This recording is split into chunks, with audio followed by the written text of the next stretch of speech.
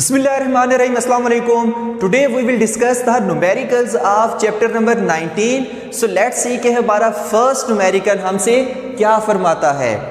A particle called the pion lives on the average only about 2.6 into 10 to raise power minus 8 second when at rest in the laboratory. If it then changes into another form. तो सबसे पहले देखते हैं कि question के इतने हिस्से में क्या कहा गया है. कहते हैं कि एक पार्टिकल है पायोन कि जो लेबोरेटरी में रेस्ट पर पड़ा हुआ है और ये उसका प्रॉपर टाइम है कितना 2.6 into 10 to raise power minus 8 second, यानी इतने टाइम के बाद वो डिके हो जाएगा और एक और पार्टिकल में ट्रांसफॉर्म हो जाएगा. तो पूछा क्या गया है कि how long would such a particle live when shooting through the space at 0.95 c, कि अगर हम इसी पार्टिकल को 95% ऑफ स्पीड ऑफ लाइट से अगर हम मूव इसको कराएं तो बताएं कि ये जो पार्टिकल है ये कितने टाइम के बाद फिर डिके करेगा, यानी फिर कितने टाइम के बाद ये एक और पार्टिकल में ट्रांसफॉर्म हो जाएगा. ठीक है, डिके मतलब किसी एक और पार्टिकल में ट्रांसफॉर्म हो जाना. तो टी नॉट हमें दिया हुआ proper time 2.6 into 10 to raise power minus 8 second, और जिस वेलोसिटी के साथ जिस स्पीड के साथ हम इसको मूव करा रहे हैं वो भी गिवन है, यानी 0.95 c, और जो हमारे पास रिलेटिव टाइम है वो हमसे पूछा गया है कि कितने टाइम के बाद ये डिके करेगा अगर हम इसको 95% ऑफ स्पीड ऑफ लाइट से मूव अगर हम कराएं. तो इसमें फार्मूला कौन सा लगेगा? टाइम डायलेशन वाला फार्मूला लगेगा, क्योंकि उसने हमसे टाइम ही पूछा हुआ है और nearly approaches to speed of light से वो मूव करा रहा है. तो वो फार्मूला कौन सा था? T is equal to t naught over 1 minus v square over c square. ठीक है, तो कुछ भी नहीं करना, सिंपल इसमें वैल्यूज ये पुट कर देनी है और आंसर हमारा आ जाएगा. तो वैल्यूज पुट करने से क्या आता है वो चीज देखते हैं. तो T is equal to t naught कितना है 2.6 into 10 to raise power minus 8 second divided by square root हम पहले लगा लेते हैं 1 माइनस 0.95 c का whole square divided by c square. ठीक हो गया, कुछ भी नहीं किया, जस्ट इसमें वैल्यूज पुट कर दी हैं. अब जब इसका हम स्क्वायर निकालेंगे तो फिर क्या आएगा? t is equal to 2.6 into 10 to raise power minus 8 second divided by 1 minus है 0.95 का जब हम स्क्वायर करेंगे तो कितना आएगा? 0.9025, और यहाँ पर c है तो c का भी स्क्वायर हो जाएगा, c square divided by c square. तो यहाँ पर कुछ इस तरह से आ जाएगा. ठीक है, अब ये c स्क्वायर क्या हो जाएगा? इस c स्क्वायर से कट जाएगा, ये c स्क्वायर इस c स्क्वायर से गया. तो जब हम इसको सॉल्व करेंगे यानी 2.6 into 10 to minus 8 second divided by square root 1 minus 0.9025, तो इसको जो सॉल्व करेंगे तो जो हमारे पास आंसर आता है वो कितना आता है? 8.32 into 10 to raise power minus 8 second, यानी कि उसका टाइम 4 गुना बढ़ गया, यानी 4 गुना बढ़ गया. अब यानी वो लेट यानी देर से क्या होगा? डिके होगा, यानी उसका टाइम अब बढ़ गया. तो नेक्स्ट न्यूमेरिकल अब हम देखते हैं कि कौन सा है. What is the mass of a 70 kilogram man in a space rocket traveling at 0.8 c from us as measured from Earth? कि एक कोई आदमी है जिसका मैस है 70 किलोग्राम, यानी ये प्रॉपर मैस उसने दिया हुआ है. अगर हम उसको 0.8 c से मूव कराएं, यानी कि 80% ऑफ स्पीड ऑफ लाइट से अगर हम मूव कराएं तो बताएं कि उसका मैस कितना हो जाएगा. हमें पता है कि जब भी कोई चीज़ स्पीड ऑफ लाइट से यानी nearly approaches to speed of light से मूव करती है तो उसका मैस बढ़ जाता है. तो यहाँ पर इसका मैस 70 kg है, 80% ऑफ स्पीड ऑफ लाइट से जब मूव करेंगे तो जाहिर है इसका मैस बढ़ जाएगा. कितना बढ़ जाएगा यही उसने हमसे पूछा हुआ है. तो देखते हैं कि भाई कितना बढ़ेगा. हम इसमें भी फिर मैस वेरिएशन वाला फार्मूला लगाएंगे. m is equal to m naught over 1 minus v square over c square और ऊपर स्क्वायर रूट. ठीक है, कुछ भी नहीं करना, सिंपल टी नॉट की जगह m नॉट लगा देना. ठीक है, तो फार्मूला याद करना मुश्किल नहीं होगा. तो m इज इक्वल टू यहां पर, अब सिंपल इसमें वैल्यूज पुट करें और कहानी खत्म। So m is equal to m naught कितना है 70 kg divided by 1 minus 0.8 c, 0.8 c का whole square divided by c square और ऊपर ये स्क्वायर रूट आएगा, ठीक है। अब m is equal to 70 divided by 1 minus 0.8 का जब स्क्वायर करेंगे तो कितना आएगा 0.64 आ जाएगा, और c square divided by c square, same उसी तरह c स्क्वायर से गया और यहां पर ऊपर स्क्वायर रूट भी आएगा, तो m is equal to 70 over 1 minus 0.64 आ जाएगा, ठीक हो गया जी।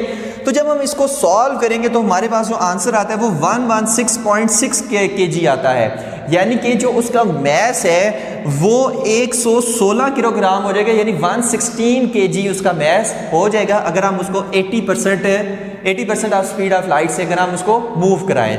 तो ये था न्यूमेरिकल नंबर 2। न्यूमेरिकल नंबर 3 देखते हैं कि find the energy of photon. Find क्या करना है, एनर्जी ऑफ फोटोन फाइंड कर रहे हैं कि भाई किसकी एनर्जी ऑफ फोटोन फाइंड कर रहे हैं। Radio waves of wavelength 100 metre के रेडियो वेव्स हैं जिनकी वेवलेंथ 100 मीटर है, लैम्डा आर से हमने शो किया हुआ है। तो रेडियो वेव्स की वेवलेंथ दी हुई है, कहता है कि इसके फोटोन की एनर्जी फाइंड करें। इसी तरह green light of wavelength 550 nanometre, यानी वेवलेंथ ऑफ ग्रीन लाइट दी हुई है, लैम्डा जी से हमने इसको शो किया, वो कितना है 550 नैनोमीटर, तो 550 इंटू 10 टू रेज़ -9 मीटर हो जाएगा। तो इसमें जो फोटोन है उसकी वो कहता है कि एनर्जी, येलो लाइट का जो फोटोन है उसकी बताएं कि एनर्जी कितनी है। इसी तरह दी हुई है X ray with wavelength 0.2 nanometre, और कोई एक्स रे है कि जिसकी वेवलेंथ कितनी है, लैम्डा एक्स से शो की है 0.2 नैनोमीटर, तो बताएंगे जो एक्स रे फोटोन है उसकी एनर्जी कितनी होगी, यानी इन तीनों की वेवलेंथ दी हुई है, अब कह रहा है कि इनकी एनर्जी कितनी होगी। तो निहायत आसान सा ये न्यूमेरिकल है, सिर्फ देखने में इतना बड़ा लगता है। फाइंड क्या करनी है, एनर्जी फाइंड करनी है। रेडियो वेव्स हमारे पास lambda R is equal to 100 metre है, इसकी फोटोन की एनर्जी कितनी है। ई जी फाइंड करना है, ग्रीन लाइट के जो हमारे पास फोटोन उसकी एनर्जी कितनी है, एक्स रे के फोटोन की एनर्जी कितनी है। तो ये तीन एनर्जीज हमने क्या करनी है, फाइंड करनी है। इन तीनों में एक ही फार्मूला लगेगा, और वो कौन सा लगेगा, देखिए हम एनर्जी ऑफ फोटोन का फार्मूला पढ़ के आ चुके हैं, E is equal to h f, E is equal to h f, और F हमारे पास क्या होता है, F क्या होता है C बाय लैम्डा होता है। तो यहां पर क्या आ जाएगा, E is equal to F की जगह C बाय लैम्डा जब पुट करेंगे तो एच सी बाय लैम्डा, ठीक है। तो ये फार्मूला लगेगा इन तीनों में, और तीनों आराम सुकून से सॉल्व हो जाएंगे, ठीक है। तो सबसे पहले हम देखते हैं कि रेडियो वेव्स के लिए हमारे पास जो एनर्जी है वो कितनी होगी। तो फॉर रेडियो वेव, तो यहां पर हम फिर क्या लिखते हैं, ई आर लिख लेते हैं। E r is equal to h c by lambda. Radio waves की भी बात कर रहे हैं तो फिर हम लैम्डा आर पुट करेंगे। अब कुछ भी नहीं करना, सिंपल इसमें वैल्यूज पुट कर देनी है। तो जब वैल्यूज पुट करेंगे तो कौन कौन सी आएगी, एच की वैल्यू कितनी होती है 6.63 into 10 to raise power -34 joule second होती है। सी की वैल्यू कितनी होती है, speed of light 3 into 10 to raise power 8, ठीक है, मीटर पर सेकंड। तो ये एच और सी की वैल्यूज आपको जुबानी याद होनी चाहिए, क्योंकि ये चैप्टर नंबर 19 में भी यूज हो रही है, चैप्टर नंबर 20 में भी यूज हो रही है, इन दोनों के न्यूमेरिकल्स में यूज हो रही हैं। लैम्डा आर की वैल्यू दी हुई है कितनी है, 100 मीटर। तो इसको जब हम सॉल्व करेंगे तो जो हमारे पास आंसर आएगा वो कितना आएगा, 19.89 into 10 to raise power -28 joule answer आ जाएगा, ठीक है, -10 to raise power -28 joule answer आ जाएगा। अब ये आंसर हमारे पास जूल्स में आ रहा है, तो इसको आपने क्या करना है, इलेक्ट्रॉन वोल्ट में कन्वर्ट कर लेना है, क्योंकि फोटोन है, छोटा सा पार्टिकल है, तो पार्टिकल्स के लिए जो एनर्जी की यूनिट यूज होती है वो इलेक्ट्रॉन वोल्ट होती है, ठीक हो गया जी। तो इसको इलेक्ट्रॉन वोल्ट में कैसे कन्वर्ट करें, याद रखेंगे जब भी जूल से इलेक्ट्रॉन वोल्ट में हम जाते हैं तो divided by 1.6 into 10 to raise power -19 से करेंगे, और अगर हमें इलेक्ट्रॉन वोल्ट से जूल में आना है तो फिर हम multiply by 1.6 into 10 to raise minus 19 से इस वैल्यू से मल्टीप्लाई करेंगे, ठीक है। अब यहां पर क्या होना है, जूल से इलेक्ट्रॉन वोल्ट में जाना है, जूल से इलेक्ट्रॉन वोल्ट में जाना है तो हम डिवाइड करेंगे 1.6 into 10 to raise power minus 19 coulomb से, ठीक है। और क्यों करेंगे, क्योंकि 1 electron volt is equal to 1.6 into 10 to raise power minus 19 joule होता है, ठीक है। चैप्टर नंबर 1 में हम पढ़ के आ चुके हैं। इसको हम 19.89 into 10 to raise power minus 28 divided by 1.6 into 10 to raise power minus 19 electron volt में आंसर आ जाएगा, ठीक है। तो इसको जब हम सॉल्व करेंगे, ठीक है, इसको सॉल्व कर लेना है। इसको सॉल्व करने से जो आंसर आता है वो 1.24 into 10 to raise power minus 8 electron volt आएगा। यानी कि जो रेडियो वेव के फोटोन की एनर्जी होगी वो कितनी होगी, 1.24 into 10 to raise power minus 8 electron volt होगी, ठीक है। इसी तरह अब हम फाइंड करते हैं वेवलेंथ ऑफ ग्रीन लाइट, मतलब ग्रीन लाइट का जो फोटोन है, ग्रीन लाइट का जो फोटोन है उसकी एनर्जी कितनी होगी, ठीक है। सेम यही फिनोमेना लगाना है, कुछ भी इसमें नया काम नहीं करना। तो किस तरह से होगा वो चीज देखते हैं। For green light, for green light, तो यहां पर हम क्या लिख देते हैं, ई जी लिख देते हैं, और एच सी बाय लैम्डा है तो लैम्डा की जगह क्या लिख देंगे, जी लिख देंगे। यानी कि एच सी, ये सब में वही वैल्यू पुट करनी है, सिर्फ लैम्डा की वैल्यू चेंज करते जाना और आंसर निकलता जाएगा। नहायत आसान न्यूमेरिकल है। तो एच सी क्या है, 6.63 इंटू 10 टू रेज़ माइनस 34, ठीक है। प्लैंक्स कांस्टेंट की वैल्यू पुट की, सी की वैल्यू कितनी है 3 into 10 to raise power 8 metre per second divided by lambda जी कितना है, लैम्डा जी कितना है 550 नैनोमीटर, यानी कि 550 into 10 to raise power minus 9 metre आ जाएगा, ठीक हो गया। तो जब हम इसको सॉल्व करेंगे तो जो हमारे पास इसका आंसर आता है वो कितना आता है, 0.036 E G is equal to 0.036 into 0.036 into 10 to raise power minus 17 joule, 10 to raise power minus 17 joule answer आएगा, ठीक है। अब फिर से वही चीज़ के जूल में आंसर आ रहा है तो इसको इलेक्ट्रॉन वोल्ट में करेंगे तो 0.036 into 10 to raise power minus 17 joule divided by 1.6 into 10 to raise power minus 19 आ जाएगा, ठीक है। और यहाँ पर फिर जाहिर है आपने डिवाइड किया 1.6 इंटू 10 टू रेज़ माइनस 19 से, तो ये इलेक्ट्रॉन वोल्ट में कन्वर्ट हो जाएगा। तो ई जी इज इक्वल टू, ई जी इसका कितना आएगा 0.0226 इंटू 10 टू रेज़ पावर 2 आ जाएगा, जिसको हम 2.26 इलेक्ट्रॉन वोल्ट भी लिख सकते हैं, ठीक है। तो ये हमारे पास ग्रीन लाइट के फोटोन की एनर्जी होगी और यही हमसे उसने पूछा हुआ था। अब हम लास्ट में इसका फाइंड करते हैं wavelength of X ray photon, कि जो एक्स रे के ये हमें दी हुई है, उसकी वेवलेंथ दी हुई है, इसके जो फोटोन है उसकी एनर्जी कितनी होगी। सेम टू सेम यही फिनोमेना हम दोबारा से अप्लाई करेंगे, यही फार्मूला लगाएंगे, सिर्फ क्या करेंगे कि वेवलेंथ की वैल्यू चेंज कर देंगे। तो E is equal to for X ray, पहले कर लेते फॉर एक्स रे, तो E is equal to h c by lambda, तो एक्स रे तो लैम्डा एक्स और E एक्स यहाँ पर हम क्योंकि एक्स रेज के लिए फाइंड कर रहे हैं, तो 6.63 into 10 to raise power minus 34 और 3 इंटू 10 टू रेज़ पावर 8 आ जाएगा speed of light divided by lambda X की वैल्यू कितनी है 0.2 into 10 to raise power minus 9 metre आ जाएगी, ठीक है, ई एक्स। तो इसका जो आंसर है जूल्स में वो कितना आ रहा है 99.45 into 10 to raise power minus 17 joule इसका आंसर आ जाएगा, ठीक हो गया जी। अब यहां पर हम क्या करेंगे कि इसको डिवाइड कर देंगे, 99.45 आ गया इंटू 10⁻⁻17। तो जूल से इलेक्ट्रॉन वोल्ट में करने के लिए हम इसको डिवाइड करेंगे 1.6 इंटू 10⁻⁻19 कूलम से, तो ये इलेक्ट्रॉन वोल्ट में कन्वर्ट हो जाएगा। और EX की जो इसमें वैल्यू आएगी वो कितनी आती है, 6215.6 इलेक्ट्रॉन वोल्ट। ठीक हो गया। तो यही उसने एनर्जीज की वैल्यूज हमसे पूछी हुई थी।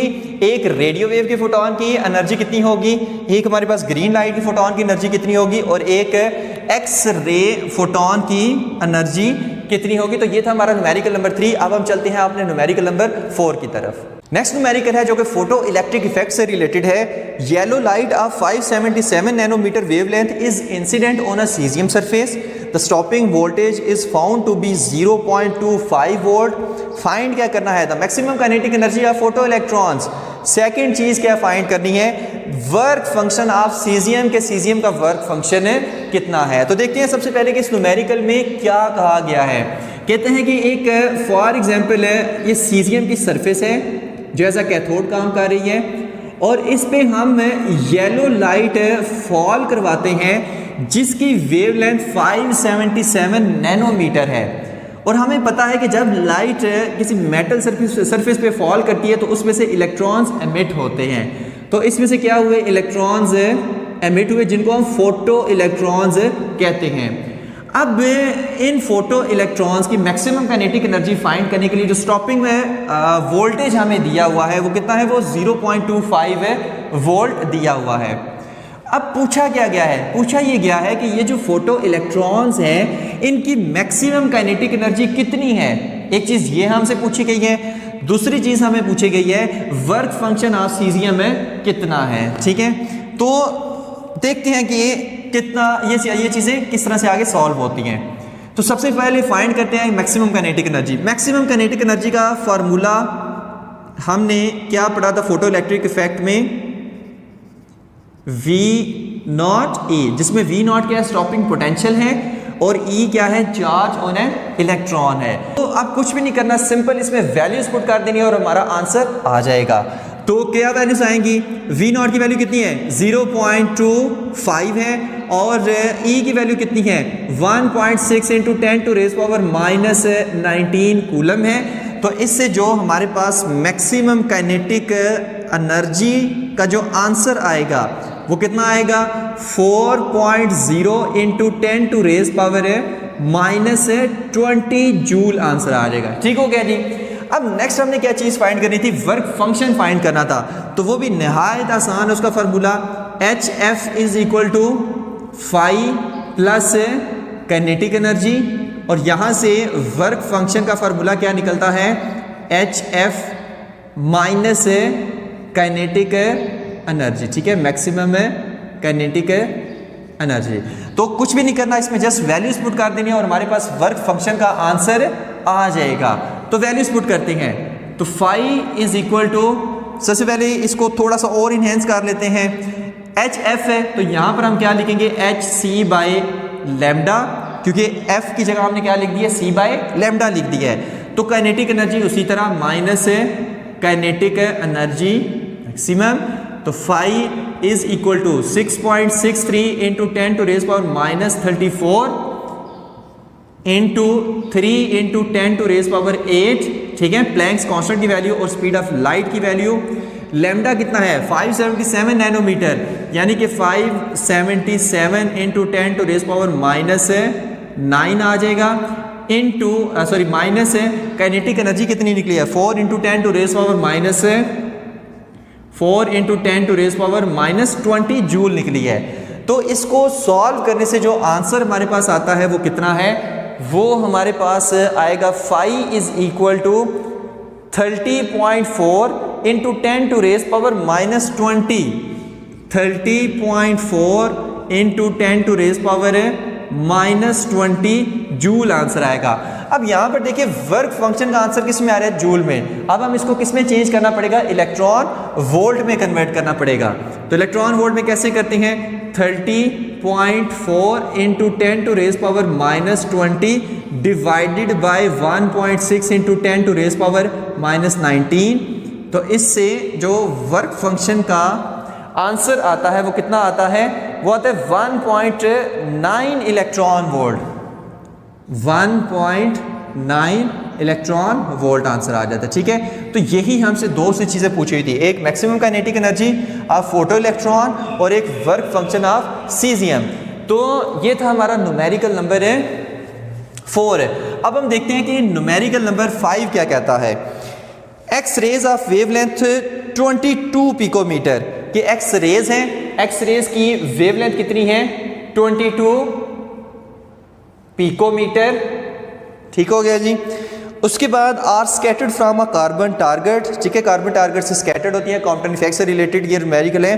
The scattered radiation being viewed at 85 degree, theta कितना है 85 डिग्री। और नेक्स्ट इसमें क्या है, to the incident beam what is Compton shift, यानी कि हमसे डेल्टा लैम्डा पूछा गया है। ठीक है, अब समझाते कि इस न्यूमेरिकल में क्या कहा गया है कि एक हमारे पास एक्सरे हमने फॉल करवाए किस पे, कोई कार्बन टारगेट पे, ये कोई कार्बन टारगेट है। और इससे क्या हुआ कि उनके उन एक्स रेज की वेवलेंथ कितनी थी 22 पिकोमीटर। 22 पिकोमीटर इनकी वेवलेंथ थी। अब हमें पता है कि जब भी एक्सरे किसी कार्बन टारगेट से टकराती हैं तो क्या होता है, इसमें जो लूजली बाउंड इलेक्ट्रॉन होता है वो क्या होता है, एमिट हो जाता है, यानी स्कैटर्ड कर जाता है। और एक लॉन्ग वेवलेंथ की एक्स रेज भी हमारे पास स्कैटर्ड कर जाती हैं। ठीक है, और कितने एंगल पर ये स्कैटर्ड की हैं, कितने एंगल पर ये स्कैटर्ड की हैं, ये तकरीबन 85 डिग्री पर स्कैटर्ड की हैं। ठीक हो गया जी। अब पूछा ये गया है कि ये जो चेंज इन वेवलेंथ आई है, यहाँ पर छोटी वेवलेंथ, यहाँ पर बड़ी वेवलेंथ है, तो ये चेंज इन वेवलेंथ कितनी आई है, यानी इसमें कॉम्पटन शिफ्ट कितना आया है। तो उसके लिए फार्मूला एक ही फार्मूला था, delta lambda is equal to h over m naught c into 1 minus cos theta. ठीक है, कॉम्पटन इफेक्ट में हम ये फार्मूला पढ़ के आ चुके हैं। तो सिंपल कुछ भी नहीं करना, इसमें वैल्यूज पुट कर दो। Delta lambda is equal to 6.63 into 10 to raise power -34। M naught की वैल्यू कितनी है 9.1 into 10 to raise power -31। M naught क्या है, रेस्ट मैस ऑफ इलेक्ट्रॉन है। एच क्या है, प्लैंक्स कांस्टेंट है। सी क्या है, स्पीड ऑफ लाइट है। और इन तीनों की वैल्यूज आपको जुबानी याद होनी चाहिए।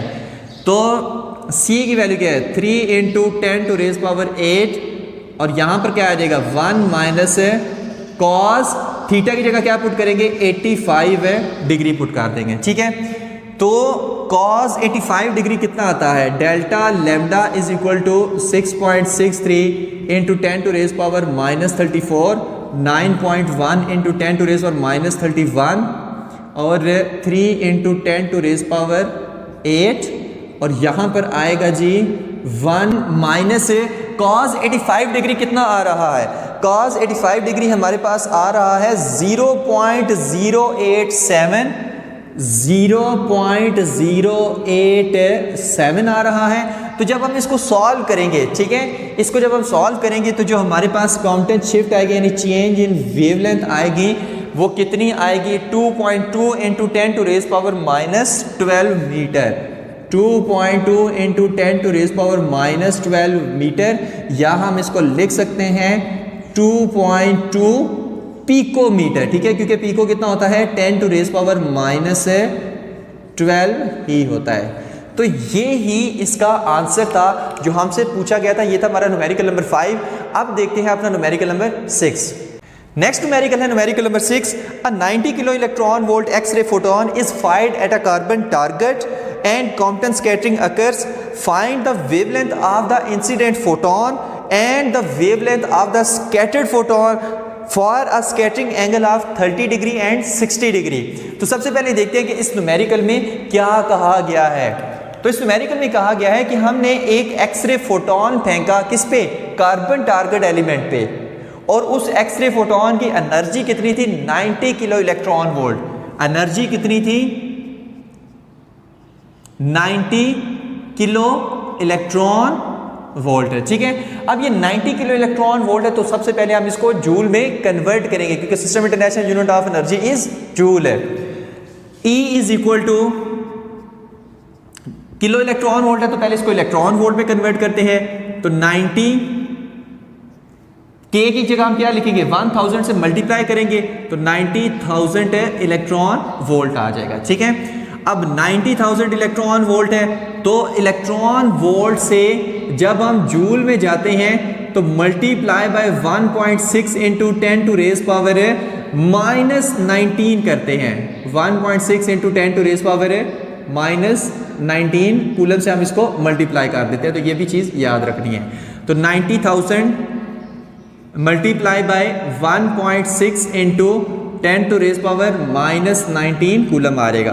तो एनर्जी हमारे पास कितनी आएगी, जो एनर्जी का आंसर आएगा 1.44 into 10 to raise power -16 joule आ जाएगा, ठीक है। तो ये हमारे पास इतनी एनर्जी का हमने फोटोन क्या किया, एक कार्बन टारगेट पर फॉल करवाया। अब कई बच्चों का क्वेश्चन होता है कि सर यहाँ पर हमने इलेक्ट्रॉन वोल्ट में वैल्यू क्यों रखी, यहाँ पर हमने जूल में क्यों रखी है। तो देखिए सबसे पहली बात कि जब भी एनर्जी की वैल्यू दी हुई क्वेश्चन में, यानी डाटा के अंदर एनर्जी की वैल्यू दी हुई हो, तो उसको आपने सबसे पहले जूल में कन्वर्ट लाजमी करना है। आंसर हम इलेक्ट्रॉन वोल्ट में इसलिए लाते हैं क्योंकि स्मॉल एनर्जीज के लिए हम यूनिट इलेक्ट्रॉन वोल्ट यूज़ करते हैं, और बिग एनर्जीज के लिए ज़्यादा एनर्जी की बात हो तो फिर हम जूल यूज़ करते हैं, एनर्जी की यूनिट है, ठीक है। लेकिन यहाँ पर हम डाटा लिख रहे हैं तो हम सिस्टम इंटरनेशनल यूनिट जूल में ही लिखेंगे। बाकी अगर आंसर में एनर्जी का पूछा हुआ है तो फिर वो हम सिचुएशन के मुताबिक देखा करेंगे। तो 90 किलो इलेक्ट्रॉन वोल्ट की एनर्जी का फोटोन हमने एक कार्बन टारगेट एलिमेंट पे फॉल करवाया।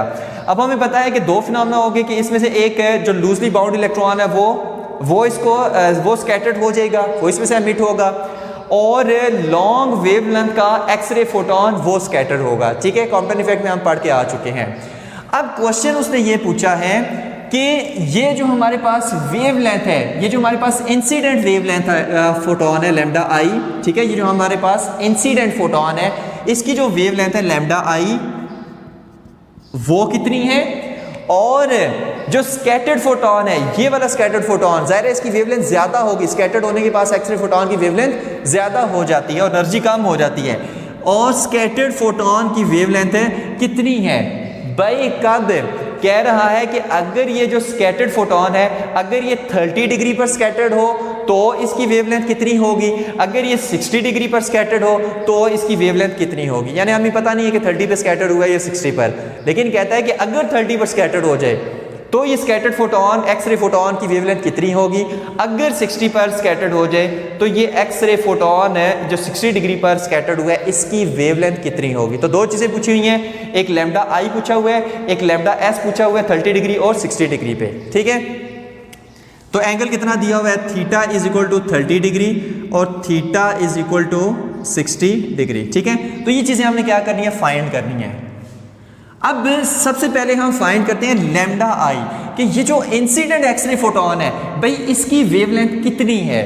तो इसकी वेवलेंथ हम सिंपल फार्मूला से फाइंड करेंगे, E is equal to HC by lambda, और लैम्डा आई हम यहाँ पे लिखेंगे, इंसिडेंट फोटोन की वेवलेंथ फाइंड कर रहे हैं, और lambda i is equal to HC by E हो जाएगा। प्लैंक्स कांस्टेंट की वैल्यू कितनी है, 6.63 into 10 to raise power -34। C की वैल्यू कितनी है, 3 इंटू 10 टू रेज पावर 8, और E की वैल्यू कितनी है 1.44 into 10 to raise power -16 joule. और लैम्डा आई, इसको सॉल्व करने से जो लैम्डा आई की वैल्यू हमारे पास आएगी वो कितनी आएगी, 13.8 पिकोमीटर है। 13.8 into 10 to raise power -12 metre, जिसको हम लिख सकते हैं 13.8 पिकोमीटर, ठीक है। तो एक चीज़ तो हमने ये फाइंड करनी थी। अब हम फाइंड करते हैं कि लैम्डा एस 30 डिग्री पर और 60 डिग्री पर कितना आएगा। तो सबसे पहले हम फाइंड करते हैं at 30 degree, at 30 degree lambda s कितना होगा। ठीक हो गया जी। तो फार्मूला हमारे पास क्या था, कॉम्पटन इफेक्ट में हमने कॉम्पटन शिफ्ट का एक ही फार्मूला पढ़ा है, delta lambda is equal to h over m naught c 1 minus cos theta. तो डेल्टा लैम्डा की जगह हम क्या लिखेंगे, lambda s minus lambda i हम लिखेंगे, ठीक है, lambda s minus lambda i, final minus initial wavelength is equal to h over m dot c 1 minus cos theta. अब लैम्डा एस को इधर ही रहने दें जो हमने फाइंड करना है, तो is equal to h over m naught c 1 minus cos theta, और लैम्डा आई माइनस में उधर जाके प्लस हो जाएगा, तो प्लस लैम्डा आई। तो ये वाला फार्मूला हम इसमें यूज करेंगे लैम्डा एस फाइंड करने के लिए, ठीक है। तो सबसे पहले तो हमने फार्मूला बनाया है, उसके बाद देखते हैं कि आगे जाके कहानियां क्या चल रही हैं। तो इसमें आप वैल्यूज पुट कर देनी है, इसमें जब वैल्यूज पुट करेंगे तो आंसर क्या आएगा वो चीज़ देखते हैं। सबसे पहले इसको रेस कर देते हैं, आई थिंक इसकी समझ आ गई होगी। तो इसकी जो वैल्यू आएगी lambda s is equal to h की वैल्यू कितनी है, ये एच है हमारे पास, एच की वैल्यू कितनी है 6.63 into 10 to raise power minus 34 और डिवाइडेड बाय एम नॉट यानी रेस्ट मास ऑफ इलेक्ट्रॉन, वो कितना होता है 9.1 into 10 to raise power minus 31। मैंने फिर से कहा था, पहले भी कहा था कि ये वैल्यूज आपने क्या करनी है, याद करनी है। तो सी की वैल्यू कितनी है 3 इंटू 10 टू रेज पावर 8 और 1 माइनस कॉस 30 डिग्री क्यों पुट किया, क्योंकि हम 30 डिग्री पर फाइंड कर रहे हैं लैम्डा एस की वैल्यू, प्लस लैम्डा आई कितना है 13.8 into 10 to raise power minus 12 आ जाएगा, ठीक है, माइनस 12। अब इसको सॉल्व कर लेना आपने, ठीक है, cos 30 डिग्री कैलकुलेटर से निकालें, यहाँ पर उसकी वैल्यू पुट करें, ठीक है, पहले इसको सॉल्व करें, फिर इसको इससे मल्टीप्लाई करें, फिर इसको इसमें प्लस कर दें, ठीक है, ये सारी कैलकुलेटर से आप वैल्यूज आप खुद निकाल सकते हैं। तो लैम्डा एस की वैल्यू कितनी आएगी इसमें फॉर 30 डिग्री 14.12 पिकोमीटर, यानी कि 14.12 into 10 to raise power minus 12 और lambda s is equal to 14.12 picometre, ठीक है। तो यहां पर देखें, पहले लैम्डा आई कितनी थी 13.8 पिकोमीटर, तो ये वेवलेंथ क्या है, कम है, लैम्डा एस क्या है 14.12 पिकोमीटर, यानी कि वेवलेंथ ऑफ एक्सरे फोटॉन ज्यादा हो जाती है जब वो स्कैटर्ड करता है इस कार्बन टारगेट एलिमेंट से, ठीक है। नेक्स्ट क्या है, एट 60 डिग्री लैम्डा एस कितना होगा, एक ये उसने हमसे चीज पूछी हुई है कि 30 डिग्री और 60 डिग्री पर लैम्डा एस कितना होगा। अब कुछ भी नहीं करना, सिंपल cos 30 की जगह cos 60 पुट कर देना, बाकी सारी वैल्यूज वही रहेंगी। तो lambda s is equal to वही चीज 6.63 into 10 to raise power minus 34 divided by 9.1 into 10 to raise power minus 31 और 3 इंटू 10 टू रेज पावर 8 और 1 माइनस कॉज 60 डिग्री, पहले 30 डिग्री यहाँ पर पुट किया था, आप 60 डिग्री पुट करेंगे, plus 13.8 into 10 to raise power minus 12 आ जाएगा, ठीक है।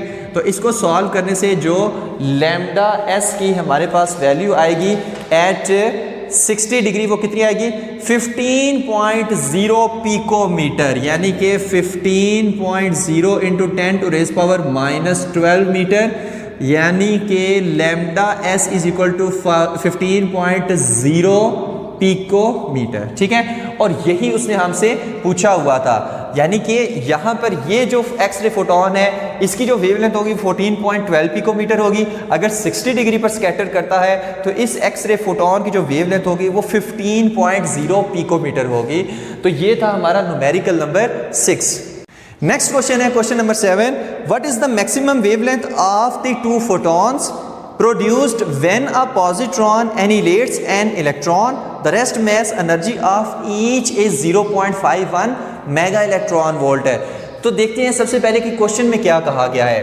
कहते हैं कि जब एक पॉजिट्रॉन इलेक्ट्रॉन को एनिहिलेट करता है यानी डिस्ट्रॉय करता है तो दो फोटॉन्स प्रोड्यूस होते हैं।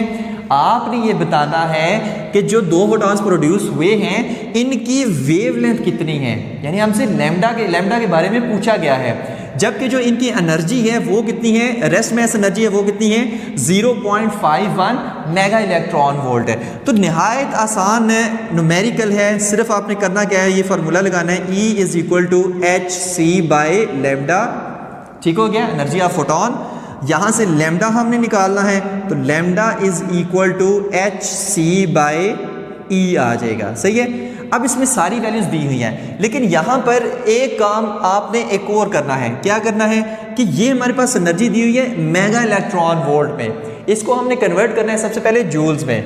तो किस तरह से करेंगे, 0.51 है तो पहले इसको इलेक्ट्रॉन वोल्ट में सिंपली करके लिख लेते हैं। तो 0.51 इंटू 10⁻⁶ मेगा 10⁻⁶ होता है और इलेक्ट्रॉन वोल्ट आ जाएगा। और हमें पता है कि इलेक्ट्रॉन वोल्ट को जूल में करने के लिए हम क्या करते हैं, 0.51 इंटू 10⁻⁶ मल्टीप्लाई हम करते हैं 1.6 इंटू 10⁻⁻⁻19 से। तो ये हमारे पास इलेक्ट्रॉन वोल्ट से एनर्जी की वैल्यू जूल में कन्वर्ट हो जाएगी। और जो जूल में कन्वर्ट होने के बाद वैल्यू आती है 8.16 इंटू 10⁻⁻14 है, 8.16 इंटू 10⁻⁻14 जूल आ जाएगी। तो ये वाली हम एनर्जी की वैल्यू इसमें पुट करेंगे। ठीक है, तो जब इसमें वैल्यू पुट करते हैं तो हमारे पास क्या आंसर आता है, यहीं पर सॉल्व कर लेते हैं। Lambda is equal to 6.63 into 10⁻⁻34 और C की वैल्यू कितनी है, 3 इंटू 10⁻8 डिवाइडेड बाई E की वैल्यू कितनी है, 8.16 इंटू 10⁻⁻14। सही है।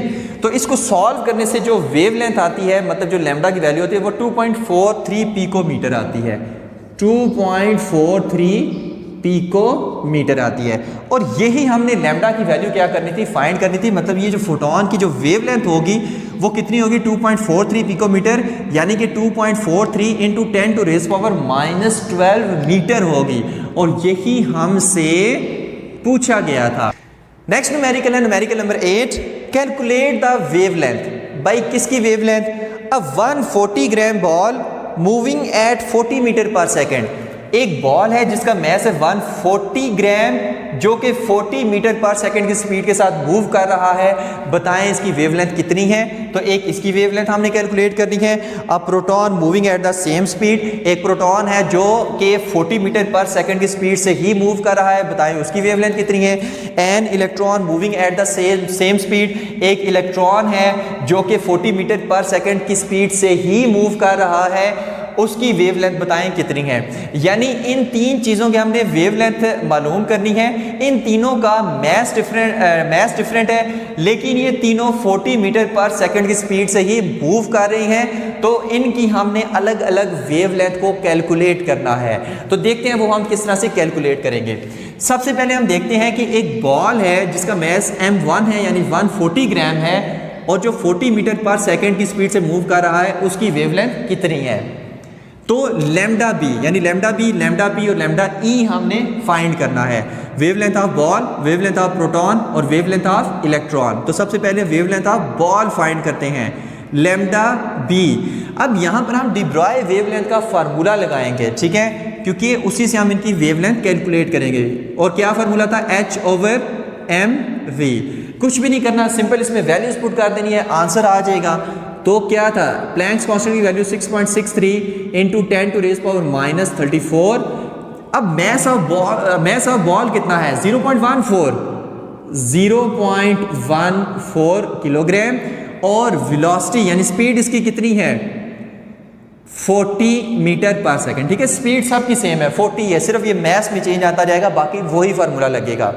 अब जो इससे आंसर आता है 1.18 इंटू 10⁻⁻34 मीटर। ठीक है।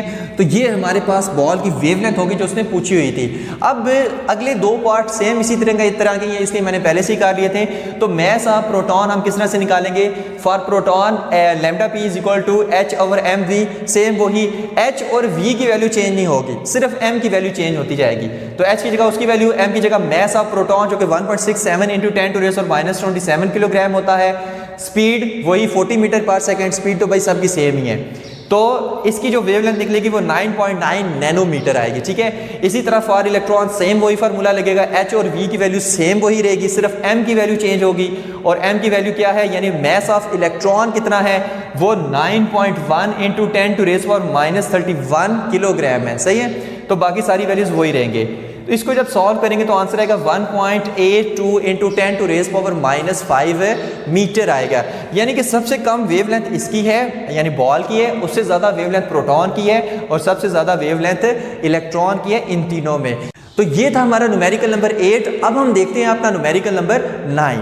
नेक्स्ट न्यूमेरिकल है numerical number 9। What is the de Broglie wavelength of an electron whose kinetic energy is 120 electron volt? कि एक इलेक्ट्रॉन है जिसकी काइनेटिक एनर्जी है 120 इलेक्ट्रॉन वोल्ट। बताएं उसकी डी ब्रॉय वेवलेंथ कितनी होगी, यानी लैम्डा हमने क्या करना है, फाइंड करना है। तो सबसे पहले देखिए लैम्डा फाइंड करने, काइनेटिक एनर्जी की वैल्यू दी हुई है। काइनेटिक एनर्जी की वैल्यू किस में दी हुई है, इलेक्ट्रॉन वोल्ट में। और मैंने कहा है कि अगर इलेक्ट्रॉन वोल्ट में वैल्यू दी हुई हो तो उसके पहले जूल में कन्वर्ट करना है। तो काइनेटिक एनर्जी 120 इलेक्ट्रॉन वोल्ट को जूल में कन्वर्ट करने के लिए 1.6 इंटू 10⁻⁻19 से मल्टीप्लाई करेंगे। तो जो आंसर आएगा वो कितना आएगा, 192 इंटू 10⁻⁻19 जूल आ जाएगा। अब लैम्डा फाइंड करना है तो डी ब्रॉय वेवलेंथ का फार्मूला क्या था, lambda is equal to h over m v. अब यहाँ पर देखिए एच की वैल्यू है 6.63 इंटू 10⁻34। मैस ऑफ इलेक्ट्रॉन भी हमें पता होता है, लेकिन वेलोसिटी ऑफ इलेक्ट्रॉन हमें वो कोई नहीं पता। तो पहले हम वेलोसिटी ऑफ इलेक्ट्रॉन निकालेंगे, फिर हम उसको इसमें पुट करेंगे तो वेवलेंथ निकल आएगी। तो देखते हैं किस तरह से निकालते हैं। वेलोसिटी निकालने के लिए हम काइनेटिक एनर्जी की वैल्यू को यूज करेंगे, ठीक है। तो काइनेटिक एनर्जी का फार्मूला क्या होता है, इसके क्वेश्चन नंबर 1 का नाम दे दें। Kinetic energy is equal to 1/2 mv²। अब v फाइंड करना है तो v को इधर ही रहने दें, v² is equal to 2 into kinetic energy divided by m, और v दोनों तरफ स्क्वायर रूट लें तो v is equal to 2 kinetic energy over m, ठीक है। ऊपर क्या आ जाएगा, स्क्वायर रूट आ जाएगा। अब इस फार्मूले में वैल्यूज पुट करके पहले हम v की वैल्यू निकालेंगे, फिर हम उसको इस फार्मूले में पुट करेंगे इसमें, तो आंसर आ जाएगा। तो v is equal to 2 into kinetic energy की वैल्यू कितनी है भाई, 192 into 10⁻⁻19 divided by mass of electron कितना होता है वो आपको पता होना चाहिए, 9.1 इंटू 10⁻31, और इस पूरे के ऊपर है स्क्वायर रूट। अब इसको सॉल्व करने से, कैलकुलेटर से आप इसको सॉल्व करेंगे, इसको सॉल्व करने से जो आंसर आता है वो कितना है, 6.5 into 10⁻6 metre per second. 6.5 into 10⁻6 metre per second, ठीक है। तो ये हमारे पास वेलोसिटी ऑफ इलेक्ट्रॉन होगी। अब हम इसकी आसानी से वेवलेंथ निकाल सकते हैं। तो लैम्डा इज इक्वल टू, यहाँ पर अगर आप इसको इक्वेशन नंबर 2 का नाम दे दें तो आप लिखेंगे कि पुट इक्वेशन 2 इन 1, सही है। 1 में इसको पुट कर देना है। तो lambda is equal to 6.63 into 10⁻⁻34, और m कितना है 9.1 इंटू 10⁻⁻31, ठीक है। मैस ऑफ इलेक्ट्रॉन पुट कर रहे हैं, वेलोसिटी कितनी निकली है 6.5 इंटू 10⁻6 मीटर पर सेकेंड। और लैम्डा हमारे पास कितना आया, इसका लैम्डा की जो वैल्यू आएगी वो आएगी 1.12 इंटू 10⁻⁻10 मीटर पर सेकेंड, ठीक है। दोबारा से चेक कर लेते हैं, यही वैल्यू है, बिल्कुल यही वैल्यू है। तो यही वेवलेंथ ऑफ इलेक्ट्रॉन हमसे फाइंड करने के लिए कहा गया था। तो ये था हमारे न्यूमेरिकल नंबर 9 का आंसर। नेक्स्ट न्यूमेरिकल है न्यूमेरिकल नंबर 10, जो चैप्टर नंबर 19 का लास्ट न्यूमेरिकल है। An electron is placed in a box about the size of an atom that is about 1.0 into 10⁻⁻10 metre है। कि एक इलेक्ट्रॉन है जो एक बॉक्स के अंदर है और इस बॉक्स का साइज कितना है, तकरीबन साइज ऑफ एटम के जितना 1.0 इंटू 10⁻⁻10 मीटर है।